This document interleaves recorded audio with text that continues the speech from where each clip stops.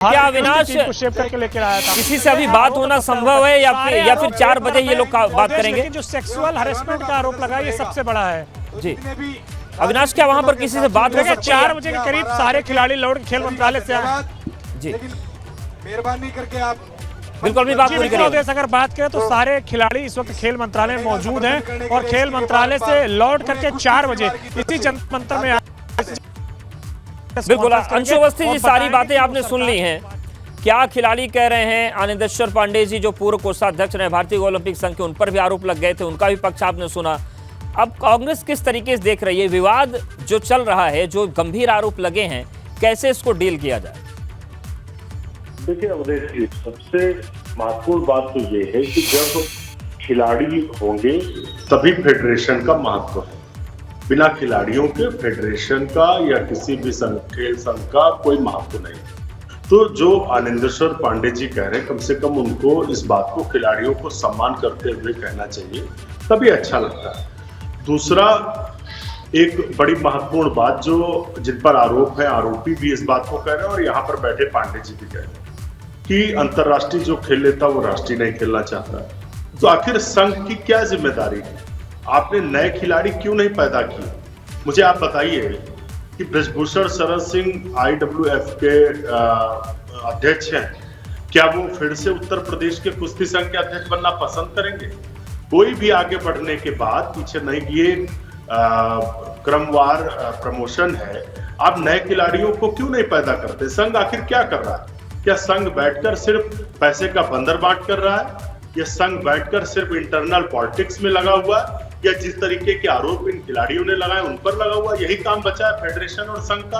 अरे आपकी तो जिम्मेदारी थी कि पूरे देश से चुन चुन कर पहलवानों को निकालना। आप हरियाणा की बात क्यों करते हैं? आखिर क्यों नहीं साउथ में पहलवान पैदा हो रहे हैं, उत्तर प्रदेश में क्यों नहीं पैदा हो रहे हैं? उसके लिए आपने क्या किया वो आप बता नहीं पा रहे। दूसरा, भारतीय जनता पार्टी की सरकार जो सबसे ज्यादा हो हल्ला मचाती थी, प्रधानमंत्री जी भी कहते थे बेटी बचाओ, कभी कभी उनका टेलीप्रॉम्प्टर गड़बड़ कर जाता तो बेटी को लेकर कुछ शब्द भी कहते हैं, आप भी जानते हैं। आखिर आज वो चुप क्यों है, ये सबसे बड़ा सवाल है। कहाँ है स्मृति ईरानी जो बात बात पर आ जाती है, तुरंत ट्विटर वार शुरू करती है? आज वो दिखाई नहीं दे रहे, इसलिए कि आज वो भाजपा के सांसद है, उन पर ये आरोप लगा। देखिए, इसकी न्यायिक जांच होनी चाहिए। अगर इस सिस्टम या मंत्रालय ने जांच की या स्पष्टीकरण मांगा तो निश्चित तौर से ये जांच प्रभावित होगी। सभी जानते हैं कि भाजपा का जब सांसद है तो वो नहीं चाहेंगे कि उनकी पार्टी का कोई भी नेता इस तरीके से संलिप्त पाया जाए, वो पूरा बचाने की कोशिश करेंगे। तो इसकी एक हाई अथॉरिटी न्यायिक जांच होनी चाहिए।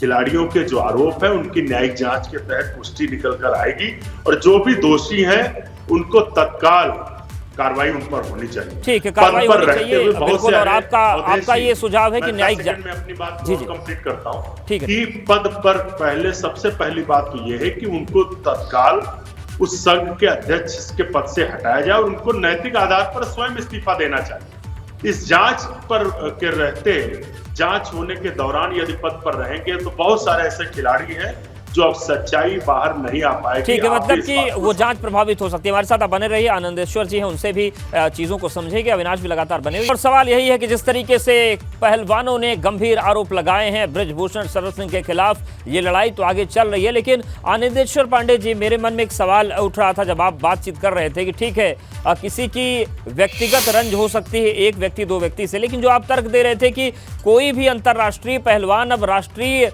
जो खेल होते हैं वो नहीं खेलना चाहते। ठीक है, ये चीज हो सकती है, कोई ना खेलना चाह रहा हो छोटे स्तर पर, लेकिन इसका यौन शोषण के आरोपों से क्या संबंध हो सकता है?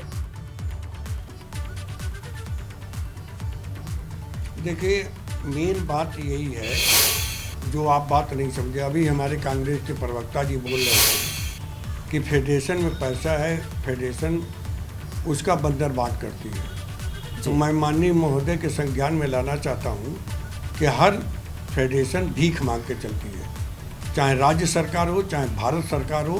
फेडरेशन को एक नया पैसा चंदा नहीं देती है, न डोनेशन देती है। और जो राष्ट्रीय प्रतियोगिता फेडरेशन जहाँ कराता है जी, उनको 10 साल से पूरा रिकॉर्ड के देख लीजिए। अगर 10 लाख खर्चा करता है तो 50,000 और 1 लाख रुपया राष्ट्रीय फेडरेशन भारत सरकार देती है और 10% उसका राज्य सरकार देती है। तो जो पैसे का जो आजकल नेता और चाहे अधिकारी खेल संघों में आते हैं, इसलिए आते हैं कि खेल को पुनर्जीवित किया है। हर खेल की शाखा ग्रामीण स्तर से लेके जिला स्तर से लेके मंडल स्तर से लेके प्रदेश से राष्ट्रीय और अंतर्राष्ट्रीय तक जाती है। तो वो अपना समय कोई पेड नहीं होता, सब स्वयं और जिसकी इसमें रुचि होती है वो काम करता है। अब बात आती है कि आखिर उसी व्यवस्था से ही ये खिलाड़ी निकलते हैं, चाहे विनेश जी हों चाहे बजरंग पुनिया हों। शुरुआती दौर में आंकड़े से लेके इनको इतने तक ऊपर उठाया गए। कुश्ती इंडिविजुअल गेम है, इसमें कोई पार्शलिटी नहीं हो सकती कि हम ज़्यादा हैं हुआ, आप लड़ लो, आपका पॉइंट अच्छा, दूसरे को चिट कर लो, आप चले जाओगे। तो ये कौन सा कहना पद और प्रतिष्ठा कि हम प्रधानमंत्री हो गए तो हम जिले का चुनाव नहीं लड़ेंगे, हम एमएलए नहीं लड़ेंगे, हम ब्लॉक प्रमुख नहीं लड़ेंगे। अरे भाई एमएलए लड़ते हो तभी तो जाके मुख्यमंत्री बनते हो। बिल्कुल आनंदेश्वर जी, यानी कि आप जो बात बता रहे हैं बनते हो, उससे तो सीधा संदेश ये जाता है कि साजिश है खेल के खिलाफ। तो ये साजिश कौन कर रहा है ये भी आप बताइए, क्योंकि आप एक बड़े महत्वपूर्ण पद पर रहे हैं। कौन है साजिश करता? ये आप ये डाल लीजिए, ये साजिश। अब देखिए मैं आपको बताऊं कि मैं चैलेंज करता हूं कि टॉप स्कीम में जो पैसे होते हैं फॉरेन कोचों के पास जाते हैं, उसमें कमीशन खाए जाते हैं। और जो CSR का फंड स्पोर्ट्स में लगाया जा रहा है उसमें भी बिचले हुए हैं। और ये बिचले हुए और ये खिलाड़ी जो चाहते हैं कि हमारे एक ओलंपिक खेलने के बाद दूसरे ओलंपिक में वो इस लायक नहीं रह सकते कि अपना परफॉर्मेंस दे सके। नए खिलाड़ियों से अपना कभी कभी आपने देखा होगा नए खिलाड़ी पुराने खिलाड़ी को चित कर देता है। तो अगर वो कंपटीशन नहीं होता तो इसका मतलब नए खिलाड़ी आने ही नहीं चाहिए, सब पुराने खिलाड़ी को आप भेजते जाइए। आप अभी एक छोटा सा उदाहरण ले लीजिए, मैं आपको देता हूं। मैं रियो ओलंपिक में डिप्टी चीफ मिशन था। PV संधू कहीं किसी टॉप 10 में नहीं थी, किसी कुछ में नहीं थी, और उसने सिल्वर मेडल लिया बैडमिंटन में। कहाँ से ले लिया? नई खिलाड़ियों को चांस अगर नहीं देते तो। अगर इसी में करिए टोक्यो ओलंपिक में देख लीजिए जी, जो मेडल लिए हैं लड़के। बिल्कुल वक्त कम है आनंदेश्वर जी, फिर एक चीज हम और आपसे जानना चाहते हैं। ये जो इस मंच से आप बजरंग पुनिया, विनेश फोगाट को कुछ कहना चाहते हैं, उनको कुछ संदेश देना चाहते हैं आप? मैं उनसे यही कहना चाहता हूं कि कृपया आपके अगर आरोप सच है तो सच्चाई दे, और मैं आपके साथ हूं। ब्रजभूषण सिंह को फांसी पर लटका दो, गोली मार दो, लेकिन अगर सच्चाई नहीं है तो प्लीज ऐसे आरोप लगा के बाबा खड़क सिंह वाली हालत मत करो कि कोई जो है अपने लिए।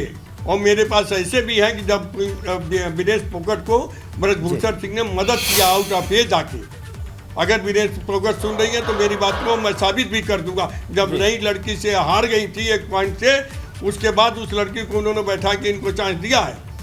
पर वो तो कह रहे हैं कि मानसिक शोषण किया मेरा। कृपया गेम के लिए जो सरगर्मी पूरे मानसिक शोषण। आप ये बताइए कि एक नियम होता है, एक प्रोटोकॉल होता है। ओलंपिक खेल, कॉमनवेल्थ गेम और एशियन गेम, ये तीनों गेम में फेडरेशन नहीं भेजती है, इसमें भेजती है Olympic association, Indian Olympic association में। उसके लिए ड्रेस कोड होता है और उस ड्रेस कोड को पहनना बाध्य होता है। आप क्यों अपने मन से ड्रेस कोड से हटा ठीक है, ये भी चीज है।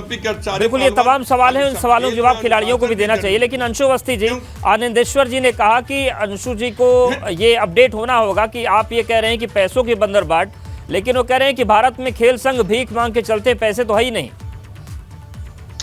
देखिए अब खेल में कितना क्या भ्रष्टाचार है ये सभी जानते हैं, किसी से छुपा नहीं। मुद्दा ये है कि 1 नहीं 2 नहीं 3 नहीं, पूरी 50-50 जो खिलाड़ी जो देश का गौरव ऊंचा करते हैं, देश के लिए पदक लाते हैं, अगर वो संघ के खिलाफ खड़े हैं तो नैतिक जिम्मेदारी सरकार की है। सबसे बड़ा सवाल यही है कि वहां पर इतने खिलाड़ी उनके विरोध में बैठे हैं, तो आखिर संघ का तो काम था कि समस्याओं को सुलझाते हैं, वो तो खुद ही अपने आप में समस्या बन गए। तो ऐसा संघ जो सिर्फ और सिर्फ खिलाड़ियों का उत्पीड़न कर रहा है, खिलाड़ियों को प्रताड़ित कर रहा है, ऐसे में सरकार चुप।